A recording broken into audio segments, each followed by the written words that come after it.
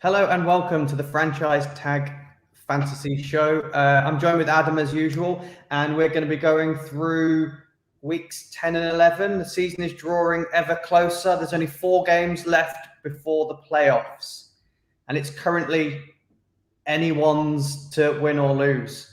I think even Pirate Bay, who are top of the league, can still fall out of the playoffs. It is still mathematically possible. It's crazy tight. It really is crazy tight. I've never been in a league like it. It's really bizarre. This is quite standard for it. Like I said, it does. Last year, there was 4 teams all fighting it out just to qualify for the playoffs that were outside of it. So this is the usual format in here. It is tight, and just like the NFL, our league yet again had a very odd week. People struggled to score over 100, and we saw only one of the top 4 teams actually win this week. We saw a defeat to Pirate Bay. We saw a defeat to Big Trev Manning. Byron took victory, which meant that you lost as well. That they were the top 4. Anything to say about your loss?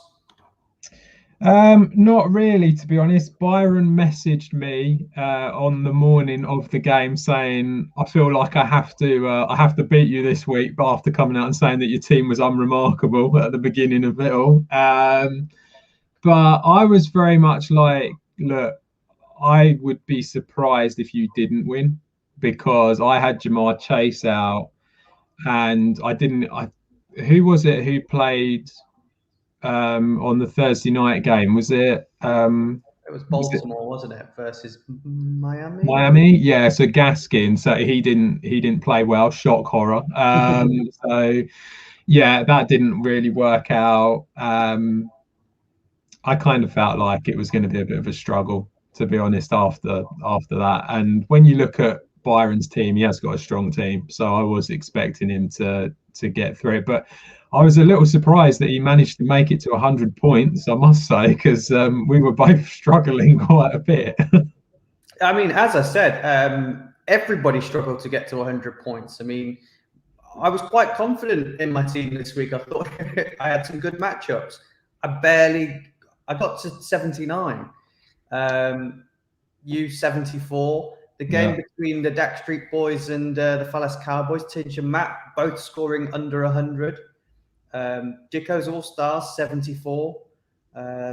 Another poor game, Rules Deep versus Big Trev Manning, 93 to 84. I mean, this is it any correlation to the fact that the bigger teams in the NFL aren't performing at the moment?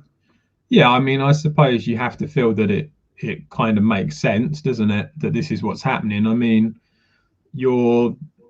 when you draft, and that's at the end of the day, that is what most of our teams still are. It is the teams that you've drafted. I mean, you're going to draft the players that you think are going to do well for the teams that you think are going to do well. So I suppose in that respect, it's no real surprise that this has happened. But yeah, I suppose this is kind of where maybe people who are a little bit stronger on the waiver wire might be a little, be able to pick up a few players that might make a difference. It's not really something that I'm used to doing that often, to be honest. So that's probably where I have kind of failed miserably a little bit in the last couple of weeks. But yeah, I think it probably makes sense that it's connecting. Yeah, there's always in the redraft. There's always worth taking a punt on the waiver wire to one of those players that you might think might do well. I mean, Dan Wallace, Justice League of Harambe, is perfect example of that. He was struggling every week. Really, he's down the bottom of the league. What's his record? 4-6. He won this week, and it was due to the waiver wire pickups that he picked up. So, yeah, there is chance to turn it around. As I've said at the start of the show, the league is that close that 13th place is only 3 games back off of top. With that in mind, like I say, they're 4-6. You're 6-4, sitting in 5th place. Let's talk a little bit about, as it's just me and you, let's talk a little bit more about what your expectations are, because I've looked at who you've got. You've got Shank this week. He's won 3 games. in a row, followed by the Dak Street Boys. They've won 3 games in a row. You then play Rules Deep, who on his day he's 5-5, and he's 5-5 because he either loses or wins. You know, there's no real consistency with his team. But then you finished the season off by unluckily playing Byron again. The rematch. Why do I get Byron? I will be after revenge, hopefully. Yeah, I mean, to be honest, so we've got 4 more weeks of it left. 6 and 4. If I can come out of that 2 and 2, I'm going to be pretty happy with that. So if I can finish 8 and 6, then I'll be pretty happy. And I think that will probably be enough to keep me in the playoffs. Yeah, I mean, I wrote on a bit of paper before we came on what I think the expectation is to qualify, and there's a big 8 on there with a circle around it. Yeah. I think 8 is what you need, which, looking at my team, I'm 4 and 6. I need to win all my games. But who have you got to play? Have you got like any of the top? Yeah, I've got to play Byron, but I play Byron week 13 when the Packers are on bye week. Okay. So, you know, I'm slightly more optimistic because he's going to be missing Rodgers, and if he's back, he's going to be missing Aaron Jones as well. So there's a slight more level of optimism there that I might get something out of it. But yeah, I need to win all 4 games. Bar that, I've got some of the teams that are fighting it out with me. So there's definitely a chance in there for me. With that said, I think it's only fair to give a little shout out to Ben's Hawks, Ben Sleeth. He's been struggling away at the bottom, but he managed a victory this week, which I'm sure he's dead chuffed about. I've got to play him in week 12, so hopefully he doesn't keep this up. I think when you actually look at the teams, and like Ben's team, it's not the worst team in the world. You know, this is the thing, and this is why it's reached this point where you've got so many that are actually really close to each other. You know, I'm not saying he's going to go on a massive run and win it, but there is no reason as to why, when you are like 3 and 7, that you do have the ability to pick up, say, like 4 wins. And 7 and 7, I mean, I don't know. It might be a bit too short, but you don't know. You might be able to sneak in at the bottom of the playoffs. Yeah, I think now that the Kansas City Chiefs offense looked a bit better, it definitely plays into his hands, because he's had Patrick Mahomes, who's just you think that was a for sure 30 points a week, but you know, he's not really done the business for him. But that's why you don't draft the quarterback that high, you see. Yeah, that's why you just leave it till last and just take what's left over. Yeah. You got lucky. How dare you? I mean, I think you got lucky. Yeah, so I'm going to, before we talk about everybody else and the chances and things like that, there was a little bit of breaking news on our group chat prior to coming on the show. Adam's yet to have a little browse at what it is, so this might be some breaking news for him. There has been a shout of collusion from Freddie in the group. Yeah, what's going on? So basically, there has been a trade accepted by Byron and Tinch. Okay. There's been a trade accepted, and it is Cole Kmet and Van Jefferson for Elijah Mitchell. Right. So we will see Mitchell. Who's getting who? So that would mean we would see Mitchell going to Byron's team. I think he's done it because Aaron Jones is injured, and he's not very strong at running back at the moment. And is Tinch just trying to strengthen his team with Cole Kmet and Van Jefferson? Well, I suppose Van Jefferson would strengthen his team. I mean, we've all been coming out and saying that we think he's going to get more of the ball with Robert Woods out. I know OBJ is there now, but even still, I mean, you saw on the Monday night game, you saw that Van Jefferson did quite well. So, you know, from that point of view, it would be an improvement. Who else? Cole Kmet. Yeah, tight end from the Chicago Bears. Has he been out quite a bit, hasn't he, Cole Kmet? But he's come back, I think. Or isn't he meant to be back this week? I think. He's, unless he's been missing time on the field, I don't think he's been injured all season. He's got points in every single week leading up to the bye week, which was week 10. So he had his best week in week 9 against the Pittsburgh Steelers, scoring 14 points. But bar that, he struggled to get to the 9 points mark in every week since. So he's not a reliable option. His targets look like they've improved in the last 5 weeks, going from 4, 5, 6, 6, and 8. So they are looking to him a bit more, but. Now, I know that you've come out and mentioned before about there being collusion before in this league. I mean, is this a connection that it's happened before with Byron and Tinch? I don't think they've ever colluded together in the past. Not that I know of. But Tinch's name has definitely been used in the last 3 seasons with managing to collude with someone. It's been Johnny in the past, I think. Maybe Byron has been in the mix with it. I'm not 100% sure, but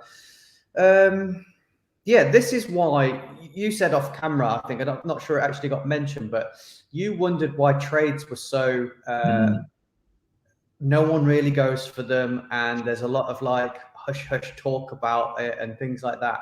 And this is exactly why. A thing like this goes through, it upsets one person, and then I'm left in the predicament of going, do I let this go through or do I intervene?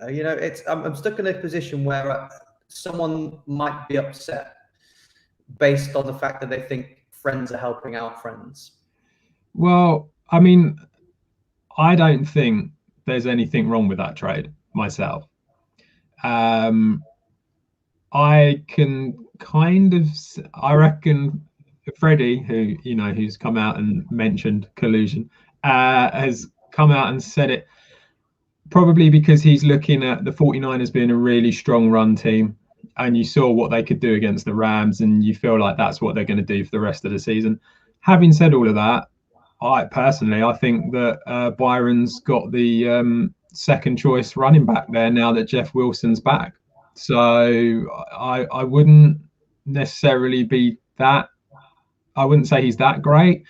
He's a good player, but I wouldn't say he's amazing. So yeah, I think it's reasonably fair. It's kind of it's kind of a trade that's not really that exciting, to be honest, but I can understand why Byron would want a running back, given that Aaron Jones is out, and Tinch is near the bottom, isn't he? So he needs to kind of do something to try and help his team out. And I don't know, does he have any gaps at wide receiver or tight end? I mean, I would have thought that Cole Kmet might not be a positive, something that's going to make a big difference, but I would have thought Van Jefferson would help him out.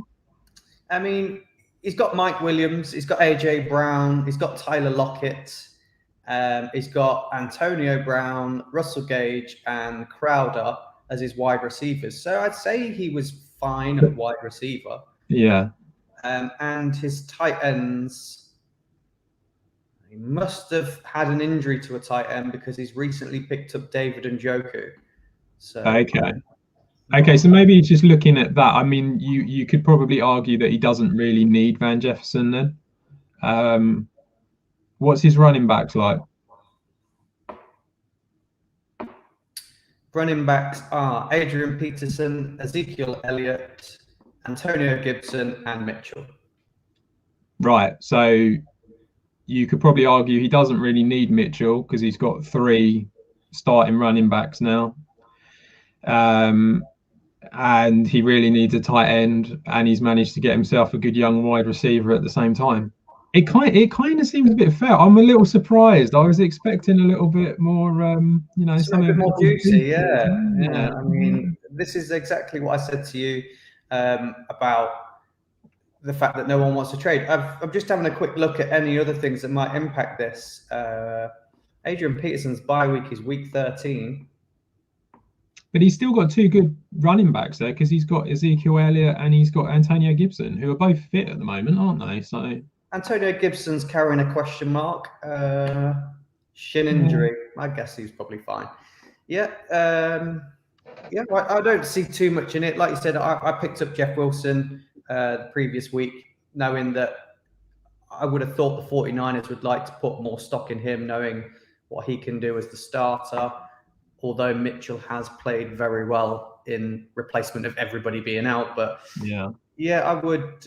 It's going to be interesting to see what happens with that, really. Other than that, on the waiver wire, let's see what we've had. Yeah, there wasn't a lot. I mean, I went for Swain at Tennessee. So the reason that I went for him was purely because I've got Dallas Goedert. We don't know if he's going to be back. He went out with concussion, didn't he? So don't know 100% if he's going to be back or not. On top of that, my only other tight end I've got is Mo Ali Cox, who seems to have completely disappeared off the face of the planet in the last few weeks. So it ended up reaching a point where I was a little bit like, I just need to bring in a tight end just to sort of cover Goddard if he doesn't play. If he does play, then I'll just carry on playing him. And I think he's got a bye week coming up as well, actually, either next week or the week after, I'm not sure. So, yeah, that was the reason I went for that. But no, there didn't seem to be that much action on there. We saw Kendrick Bourne being picked up. Pat's offense looks quite useful. So I think Kendrick Bourne will probably be used more and more. So that makes sense. He dropped Jared Goff for him. So we saw Boston Scott being dropped, as he is now, for some reason, after playing fantastic in the absence of Miles Sanders in the first weeks, is just playing second fiddle to Jordan Howard now. Yeah, well, I think the other thing is there's a rumor going around that Sanders is going to be back in some capacity this week. If he doesn't play that much, and obviously the week after he definitely will be back. So, yeah, it does look like Boston Scott's kind of been put back on the shelf again a little bit. So, yeah, you've got, Sanders and Howard. Howard seems to be playing really well. So. Another one that I think was quite a good pickup was from Byron, who is a Bills fan. So he would have been watching the game. And it's something I said to you and Freddie during the week. He's picked up Matt Breida. So that, he definitely is looking at running backs. That would suggest with the trade as well. Matt Breida, the Bills running backs of Zach Moss and Devin Singletary have not really done anything whatsoever again. I mean, I've put them in accumulators for anytime touchdown scorers in previous weeks, and they've gone like, they've got to get in the end zone. The Bills get down there that often. They've got to hand it off to one of them at some point.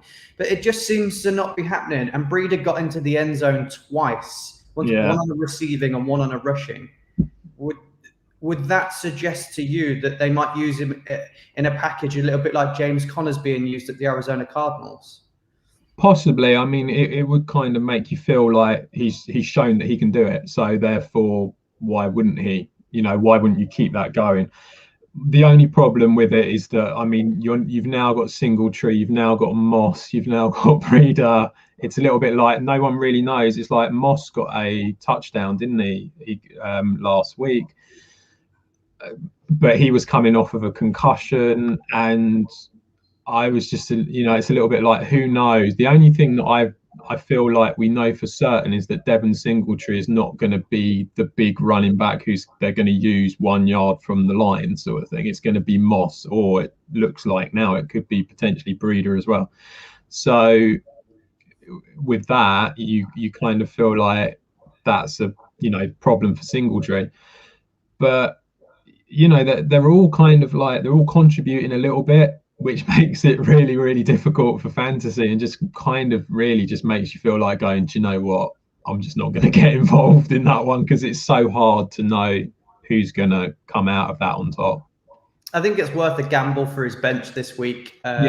He has got Singletary, just to see if they do it on this week, because we all know in fantasy, you can be the running back that gets all the yards in the game, but if you're not the red zone back, then your value completes. And you can have someone like Jordan Howard, like James Conner was at the start of the season. They only come on for the red zone plays, and those 6 points or seven for carrying the ball or whatever it is, if they do that twice in a game, you've scored enough. You know, you don't need to have the 100-yard games like we see from Jonathan Taylor that get you all the points. So it could pay off. It could. I think the other big problem that actually I just thought of when it comes to Buffalo, if you are that close to the line, you've got Josh Allen as well. Yeah. You know, so it's like there's so many possibilities. I mean, it just proves that before the season started, I was looking at the running backs from the Bills, and I said to Byron, I was like, who do you think will be your RB1 for the season? He texted me saying Josh Allen. I went, no, seriously. He went, Josh Allen. Yeah. So there's something to be said when a big fan of the team thinks that none of his running backs can get a job done better than Josh Allen anyway. So another one that's pick up off the waiver wire that could pay off, I'm not sure, Cam Newton in for Ben's Hawks. Yeah, I mean, look, we saw what he can do. So it depends how they're going to play him. I mean, all the talk has been that he's had all the starting reps in training. So it kind of makes you feel like he's probably going to be the starting quarterback on Sunday.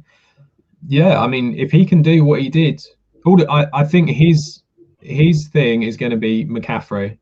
As long as they can keep both of them fit for the rest of the season, happy days in Carolina. But if not, it becomes a problem. And I know that Hubbard sort of came in and, you know, this week and still looked decent. But I just feel like you need to keep McCaffrey there, because Cam is so good at handing the ball off or faking the handoff to McCaffrey that, you know, you're watching it and you just don't know where it's going. It's such a big plus for them.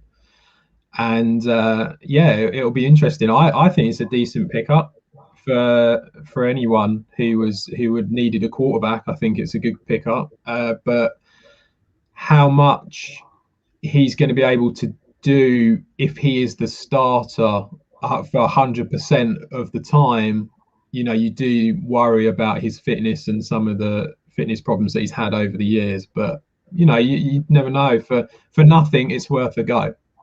Yeah, definitely. I mean, they're playing Washington this week, aren't they? So it's going to be another good game. Their defense has not looked very good. I think they're 32nd against the quarterback in fantasy. So, and I said in the preview show that he might add a bit more excitement to the Carolina Panthers, and he definitely did.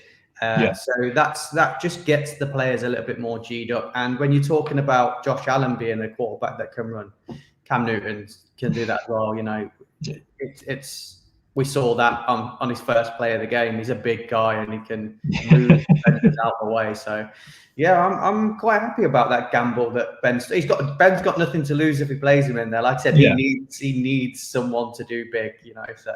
Yeah. Any other notable ones? We saw a defense get changed. San Francisco 49ers defense being picked up. Yeah, I mean, I don't. They did look good against the Rams, I will admit. I think, to me, I mentioned it in the main show earlier this week. I think that Bosa is looking more match fit now after his big layoff last year. I think that's a big plus for them. They had is it Jimmy Ward, I think it is, who came back, got the 2 interceptions. You know, they're starting to look healthy. I think the 49ers are going to do well now. They're looking better. And yeah, I mean, picking up their defense, I must admit, I keep looking at defenses because I've got the Browns and it's just been depressing. It's just like I really thought they would do really well this year given who they had on that team. The Browns defense just hasn't done a lot for me. I think they got -2 last week. So yeah, they seem to have really struggled. But I was sort of looking on the waiver wire, and there just wasn't really much there, to be honest. So I think they're playing Detroit this week, so I'll stick with them this week. I genuinely believe if you had a comparison of an NFL team to my fantasy team, I think the Browns would be the perfect team. Oh yeah, that looks real good on paper. That looks strong. Oh yeah, they've won a few games. They've won well. They've won convincingly. Oh, he's scored nothing and lost the following week. I think I am the Cleveland Browns of fantasy this year. Congratulations. We have seen, or might see, a lot of people coming back this week. I think Kyler Murray, DeAndre Hopkins, possibly back. Yeah, I think it's Freddie's got Murray, hasn't he? So that's a big thing for him. I don't know where Hopkins is. Yours, right? Okay. So I mean, it's only going to be a positive thing for all the teams that have got them. I mean, I had Jamar Chase on bye last week, so hopefully he'll do all right this week, and the Bengals do okay. But I mean, there's a few that are coming back. So I think Saquon is set to make his return this week. Well, you keep wishing. Apparently, according to form, virtually all of our players are going to be back, apart from the O-line and the defenders that we've lost for the season. Those ones like the Sterling Shepherds and Kadarius Tonys and Kenny Golladay's and things that are apparently coming back. So yeah. I'll wait, and I won't hold my breath on it for you, but we'll wait and see. You never know; they might do. So I think when we're looking at questionables and injuries as well, while we're on that topic, I bet you're keeping a very close eye on what's happened to Lamar Jackson. Yeah, I mean, it seems like it's illness, doesn't it?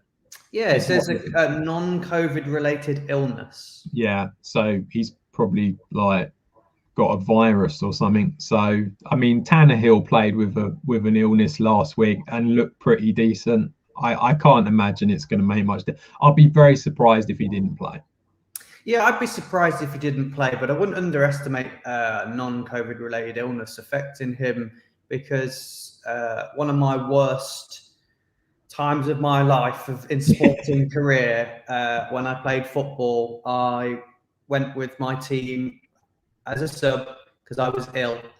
But I told the coach I felt fine, I was fit enough to play, and he subbed me on, and I got subbed off because I literally I couldn't run. It was, I couldn't get oxygen in, or couldn't chase people down. So it depends what's wrong with him. I think it could affect him, but I bet you'll be keeping a close eye on it. I'm also going to argue that Lamar Jackson might be slightly more of a professional athlete than maybe what you were when you were playing football. Just a little bit more. Okay, so I'm going to go with the fact that maybe he might recover slightly quicker. That's not a knock on you. That's just saying that he's a little bit stronger, maybe. Oh, we might be looking for a replacement in the league next year. If anybody wants to put their name forward, I think Ben's brother Tom has put his name forward. I'm just saying. Hey, there's lots of people that would disagree with you. Looking at week 11, I think yours is probably the matchup to watch as well, you versus Nathan. Yeah, I think it's quite it feels relatively even. I mean, all I can do is go on the numbers that they come up with, and we all know that that's a bit of a joke every now and then. But I think it's saying that I'm like 10 points ahead, but then he's got a kicker that he's got to replace. So I think we're going to be pretty even when it actually comes to the start of the games. I think it'll be quite close, and obviously it's two teams that are near the top as well. So 2, 6, and 4 teams. Yeah, it's going to be it's fourth versus fifth. Yeah. So whoever wins this one will be feeling a lot more confident about reaching the playoffs. Whoever loses this might be worried. I think the other notable fixture that we'd probably like to talk about is Byron is going up against Freddie.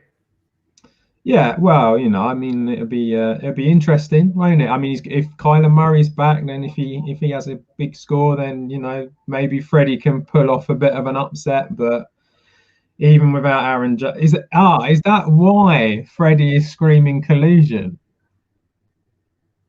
Well, yeah, he's playing Fred, and obviously he's bringing in a running back. But at the minute he's slated to start Devin Singletary and James Robinson at the moment. Once Devin Singletary's predicted 10, Robinson's predicted 13.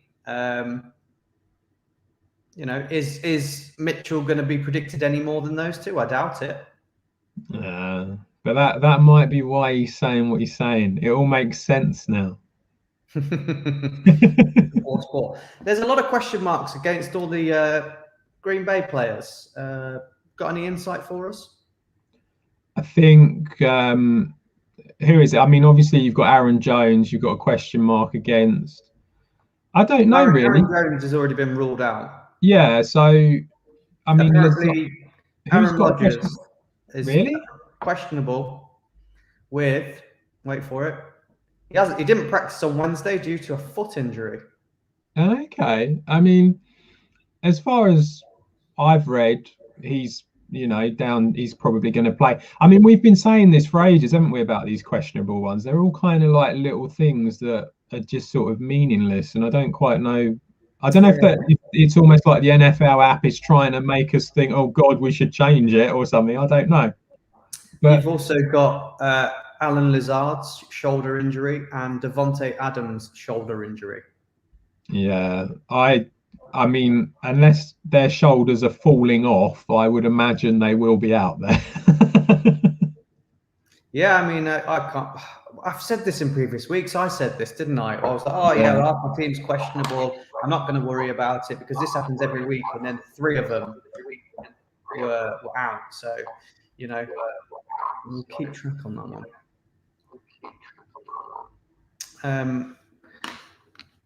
I think that's all my main notes. I don't think I've overly got anything more interesting fantasy-wise to talk about. But I think this week you prepped yourself. What's your bet for tonight? So I did have a look. I put a video out, and I have gone for Hunter Henry anytime touchdown. I think he scored 7 in 7, and Freddie will be happy if it comes off. I think there's a strong chance that it will happen. Yeah, Freddie tried to trade him 3 weeks ago, didn't he? I wish I'd let him trade him away. That's all we've got time for then, guys. Thanks for tuning in. If you have got any questions, if you're late to watching it and you haven't put us live, then hit us up on any of our social media. Me, Adam, and Freddie are all happy to help with any of your fancy questions. We had a great guest on the main show this week, so if you haven't seen that, log on and have a little watch of that one. And I think me and Adam will be back on Sunday for the preview show.